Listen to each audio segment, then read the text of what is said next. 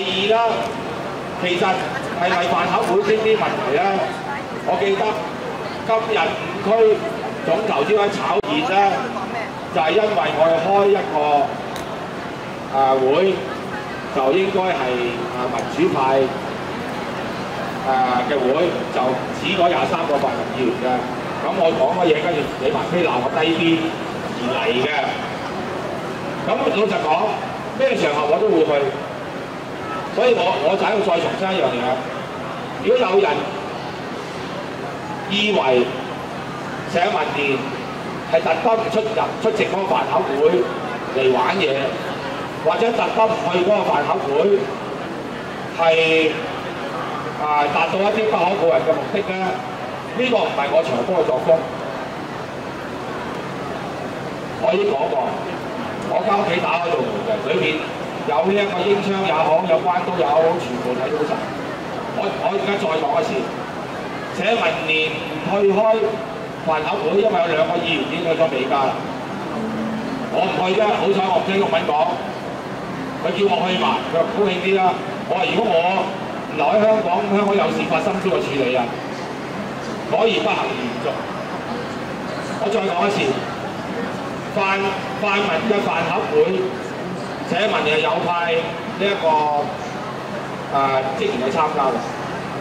最近個飯盒會，小弟身在華人行，為台灣嘅雨災賑災係有記錄可稽查。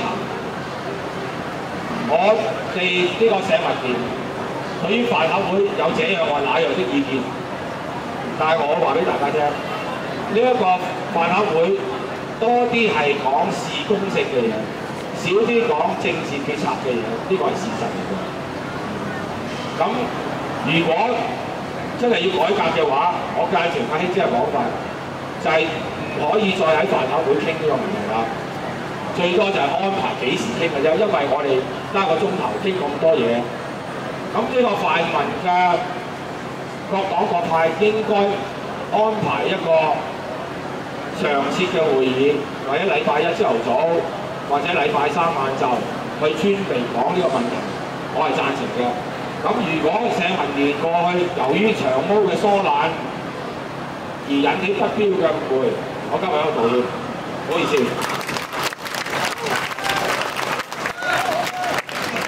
我重申一次啦，在場嘅人士如果要發言嘅話，就等到5點3至4度，等陳家樂博士再講埋佢嘅意見，就會再問你哋嘅意見㗎啦。唔該，陳家樂博士。我繼續翻個正題講話。早2日咧，中文大學就有個調查出咗嚟，希望大家都花少少時間咧去咀嚼一下，因為而家傳媒報民意調查嘅方法真係可以係好過分、好離譜、好令人沮喪嘅。簡單嚟講，舉啲例子俾大家聽。第2個圖表佢問，對全國人大就有關雙普選決定嘅接受程度。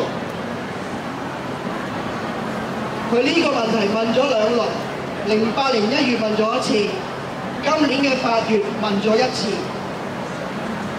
話接受或者完全接受嘅咧，喺08年1月係72%，但係喺09年8月嘅咧得60%，係跌咗嘅。話唔接受或者完全接受嘅咧，喺08年1月係21%，09年嘅8月係30%，係升咗嘅。民意係要睇下大家講啲乜嘢，做啲乜嘢，點樣去解釋，點樣去鼓勵市民就住普選，就住我哋對於1次、2次、3次俾中央也好，俾完全冇口齒嘅曾蔭權去玩弄、去擺布，令到大家沮喪。但係我對香港市民仲好有信心。我對於獅子山下圍嗰2岸自由民主，大家可以享受一個真真正正1國2制港人治港，絕對有期望。曾蔭權玩期望管理，佢係數一數二冇秘密。佢而家所做嘅，佢個班我叫流浪所做嘅，其實都係一樣嘢，死條心啦咁，唔好中呢個計。所以我亦都見到民主黨何俊仁主席話要將個責任講清楚，係有一定道理嘅。佢講過玩通嘅，佢而家唔算數；佢講過路線圖，佢而家唔算數。我話俾你知，喺呢一件事上面最嬲嘅唔係我，係梁家傑。再喺07年3月嘅特首辯論裏邊係講過嗰一番説話，梁家傑應該係最嬲，事實上都係最嬲、最不滿意、最痛恨呢種玩弄權術嘅人。所以嚟緊嘅日子裏邊，我希望大家市民明白都留意，即使喺中文大學呢一個民調裏邊都講得好清楚，市民絕大部分認為責任誰屬啊？係有權力嘅人。民主派可以做嘅係製造空間、鼓動風潮，借助而家嘅爭論，將而家嘅格局拉鬆少少，創造一個空間，想像嘅空間至為緊要。但係如果能夠落實有全民參與嘅一個空間去爭取普選，包括公投。點解唔考慮？點解唔好似話齋要積極考慮？有人諗快啲，有人諗慢啲，有人多顧慮，好正常。千祈唔好以人因人廢言或者因黨廢言。甚至乎琴日馮檢基，我諗今日都有係咪？成報寫篇文，可能大家冇留意，佢講咗佢嘅保留，唔緊要，我會揾佢傾。好多嘢係可以解決，最緊要一樣嘢，唔好俾人覺得我哋泛民主派嘅朋友狗咬狗骨、鬼打鬼，玩嘢多過做嘢。玩嘢嘅係特區政府，玩嘢唔做嘢嘅係曾蔭權政府，仲有嗰班高薪厚祿嘅副局長同埋政治助理係咪啊？副理嗰個台啊，曾蔭權要落台係咪？嗰班浪費公帑嘅政助副局長要落台係咪？民主運動要朝向人民嘅方向去邁進，希望大家明白，一定要俾市民一個信心。泛民主派可以求同存異，可以討論策略，可以討論戰略，一定要俾人一個信心。我哋係呢個十字路口，我企喺呢個十字路口，大家要知道向邊一個方向，一齊行，好唔好？好，多謝你哋。而家到咗觀眾發言嘅時間啦，每位觀眾最多可以講到3分鐘，因為時間有限，唔好意思啊。